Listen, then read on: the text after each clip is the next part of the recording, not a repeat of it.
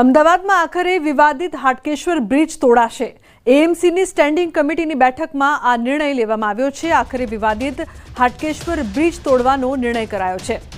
3.90 કરોડના ખર્ચે બ્રિજ તોડવામાં આવશે। ચોમાસું પૂર્ણ થયાના 6 મહિનાના સમયગાળામાં બ્રિજ તોડીને જમીન સમતોલ કરવામાં આવશે। બ્રિજ તોડ્યા બાદ હાલ નવો કોઈ બ્રિજ બનાવવાનો નિર્ણય નહીં। તો આખરે જે વિવાદિત બ્રિજ છે હાટકેશ્વર બ્રિજ તે તોડવામાં આવશે। આ નિર્ણય લેવામાં આવ્યો છે। પ્રણવ જોડાયા છે ફોન લાઈન પર વધુ માહિતી આપવા માટે। પ્રણવ, મોડે હવે આ નિર્ણય લેવામાં આવ્યો છે, શું વધુ અપડેટ, શું વધુ માહિતી આ મામલે? હાલના ચોક્કસ માની શકાય કે મહાનગરપાલિકાની સ્ટેન્ડિંગ કમિટીની બેઠક મળી હતી। એમાં એક મહત્વપૂર્ણ નિર્ણય લેવાયો છે કે જે બ્રિજ સતત વિવાદમાં રહ્યો હતો અને સાથે જ જેને કહી શકાય કે ગુણવત્તા ઉપર સવાલ ઉભા થયા હતા, એ બ્રિજને આખરે તોડવાનો નિર્ણય મહાનગરપાલિકા અહીં લીધો છે। ખાસ કરીને 4 કરોડના ખર્ચે હવે આ બ્રિજ તોડાશે।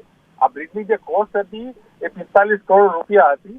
તે બજારના ટેક્સનો અહીં એક દુરુપયોગ થયો છે તેવું પણ દેખાઈ રહ્યું છે।